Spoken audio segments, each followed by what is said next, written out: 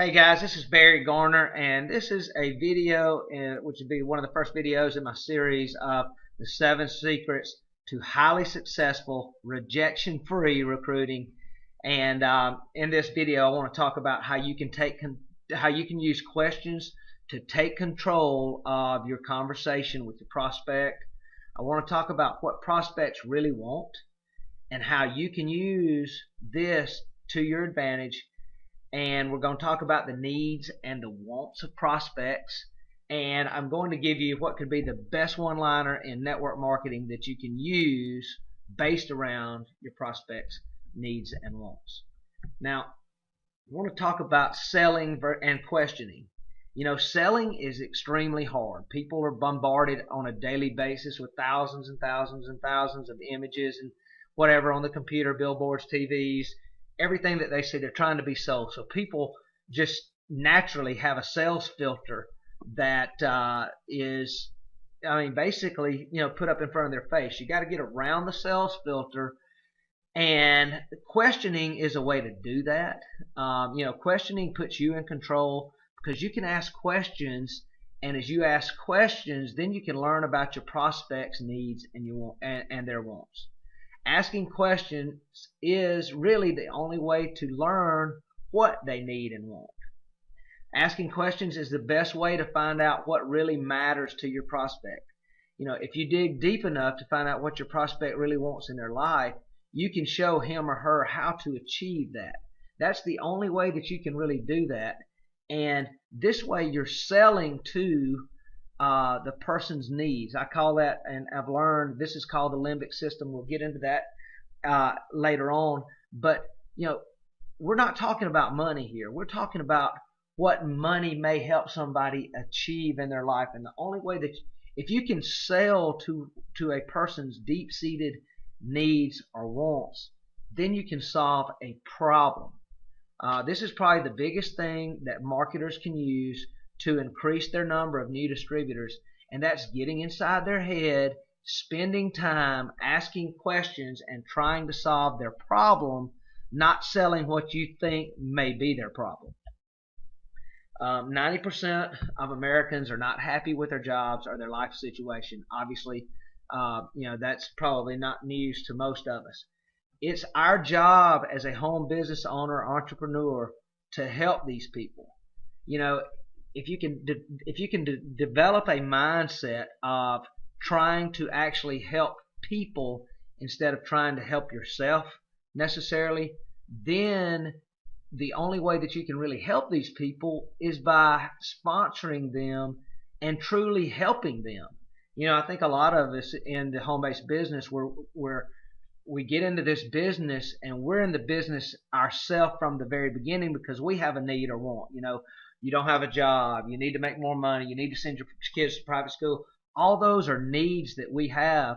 But if you can shift your mindset to helping one or two people with their situation, then your situation automatically becomes much better. So who are these people that we're trying to, that you can help? Think about, obviously, the people that hate their jobs or their situation. Stay-at-home moms. Stay-at-home moms would love some sort of business to, one, keep them entertained and use their mind, and also to have a little extra income coming in. Broke college students, that's a huge demographic.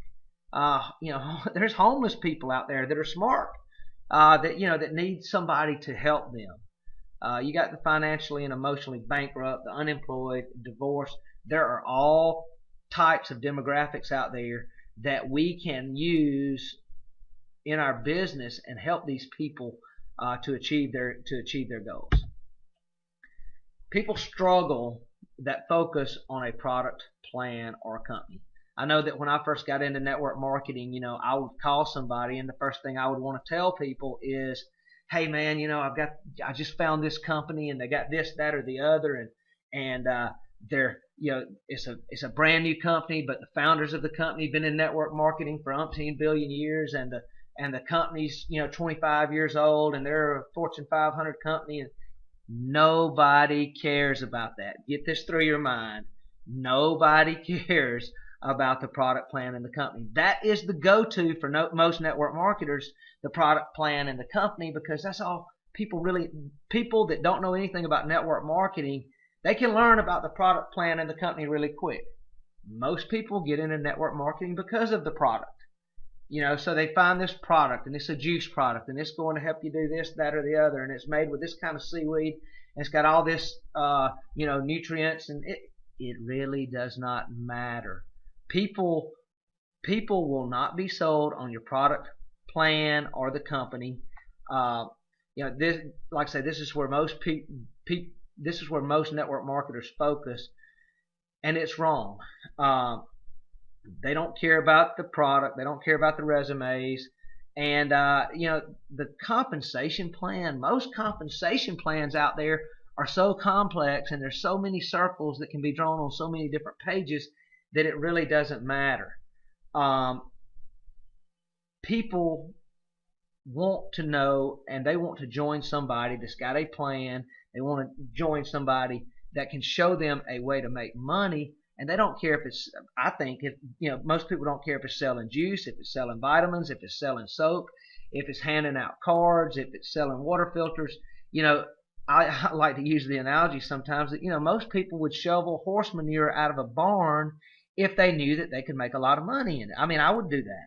It just doesn't matter. People want to know they can make money, and they want to know that they will have somebody to help them make money and to show them the way. They want a leader. So getting tons of leads will not help you unless you know what to do with them. Now, I see people all over the internet talking about leads. And I mean, I've got ways to get leads myself, and I think you need leads. But you've got to know what to do with them, whether it's online or offline. If you know how to handle your leads that you got coming in, then you don't need tons and tons and tons of leads. You can have a few leads, and if you ask the right questions, and if you truly focus on helping people, then you can convert those leads. Now, we talked about finding out. I said we were going to talk about the needs and the wants.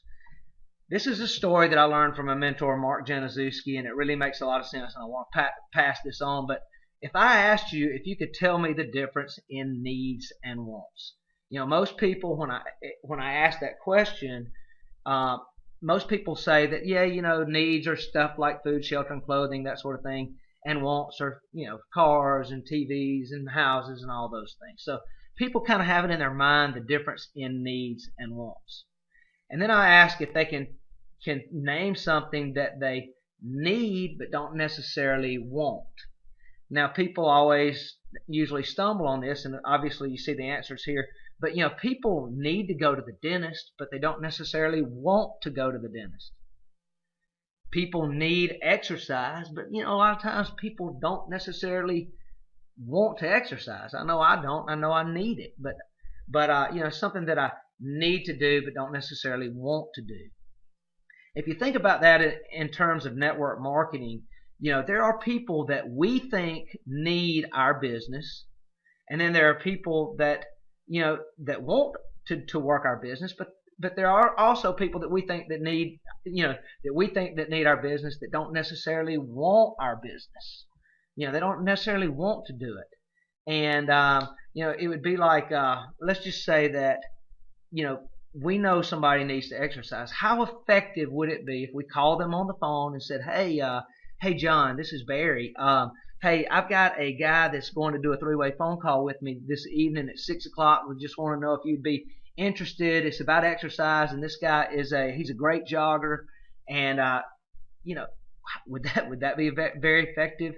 Now, if you knew this somebody was into running, and you had somebody that was a world-class jogger on the phone and wanted to, that may make some sense. What if you call this same person and you said, hey, we're having a hotel meeting, and it's based around jogging and exercise, to somebody that's never jogged or exercised in their whole life? Chances are they would not be interested. They would think you were that you were crazy in doing that. So the point that I'm getting here is that you want to find people that need it but also want it. Um, our business is for people that want it, not necessarily the people that we think that need it. So how do you find out what a prospect's needs are? Basically, if you talk to people, many people, if you talk to people and you listen, most people's needs are based around 4 different areas. And here is, FORM. If you ask them about their family, ask them about their occupation, ask them about, their recreation or hobbies, and, obviously you can always talk to someone and the subject of money comes up in people's needs. But, you can just ask somebody, hey, you must really like your job. Well, if 90% of the people don't like their job, so, if you're just having a casual conversation with them, you don't want to insult them, you can just say, hey, you must really like what you're doing. Well, if they say, no, I hate it, then you've got something. You've dug a little deeper. Well, why do you hate your job? You could talk to them about that. And, you can always ask somebody about their family, and they may get into, yeah, I work from home, but people have needs based around their family. They may have kids that they're trying to get through private school or college, or people trying to get through retirement. You could just make conversation about these different things. Same thing with recreation. Hey, have you been on any good trips lately? Well, no, I hadn't had any money to go on any trips, or you can find out about what people need. And the same thing with money. So casual conversation and attention to listening is the key to finding out what somebody's needs are. And then obviously you can go deeper after you do that. So when you talk to somebody and you find out what their needs are, if somebody says, I've got kids that I've got to try to get through college. This could be the best one-liner in network marketing. Just ask them if they'd like to do something about it. And at that point, you're just asking a question. Would you like to do something about it? If they say no, you just keep moving. You don't have to do anything. But if they say yes, or they may say, if they say yes, obviously the best thing at that point is to get them an application and sign them up. They basically have to commit going one of two ways. They either commit to saying no, or they say yes. But they could also speak in a secret code. And, if they say, well, yeah, but I just don't have the time to do it. Or if they say, yeah, I need to check with my spouse, I need to check with my wife, I need to check with my husband. That may be them saying, yeah, I really just don't want to do it. They don't want to tell you no, but they don't want to tell you yes. They don't want to tell you no, so they got this secret code. Or, they may just say, hey, let me check this out and see if the product works. And keep in mind that a lot of these little secret codes, they're just looking for a reason not to do it. And guess what? There are millions of people in this country that we just need a few that actually want it. We know they need it. We're just looking for a few people that actually want it. So remember, we are looking for the people that want it, not necessarily the people that we think need it. Think about it. There's over 300 million people in this country, and most network marketers never sponsor enough people to fill up a minivan. So what if you could find enough people to fill up a minivan? We're talking 10 or 12 people out of 300 million plus people in this country.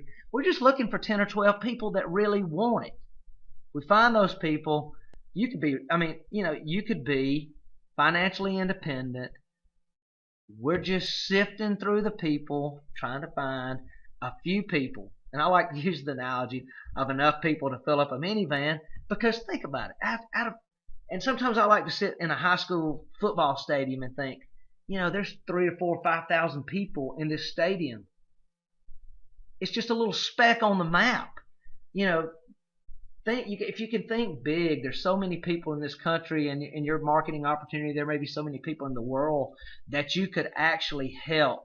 You just got to figure out how to reach those people, and we're only looking for a dozen or so that want it, and they're going to look, and obviously they're going to, if they want it just like you're doing it, they're going to expand, and that's where network marketing really gets its leverage. So, What if you could only recruit people into your company named Bob? Now this is an analogy, but Bob actually wants it. So you only can sponsor people named Bob because only the people named Bob actually want it. Anyone else that's not named Bob, they may need it. You may think they need it, but they really don't want it. So guess what? Even if you think they need it and they don't want it, they're not going to get in your business, or if they get in your business, it's going to be a waste of time because they don't want it. You're looking for those Bobs. So let's say that we're talking to a guy named Pete about our business. We think that he may need it, but Pete, because his name's Pete, he doesn't want it. So in effect, if you think about it, we're trying to get Pete to change his name to Bob. So that just does not work, and it's time to move on. So, in that analogy, it's just kind of a paradigm shift and a way to think about, the types of people that you need in your business, and to not get discouraged when you find people that don't want it. You're looking for a few people. You're looking for the people that actually want to do your business, not necessarily the people that you think that need it. The people that you think that need it. Those are typically your next door neighbors, your mother-in-law, your father-in-law, all those really warm market people that may get in the business because you're in the business, but they don't want it. So basically, what you're going to be doing when you find Pete out there, what you're going to ask him is if he knows anybody named Bob. You're looking for those people that want it. People that you're talking to, they may not be the people that want it, but they may know the people that want it. So with that, we'll see you on the next video. Thanks a lot.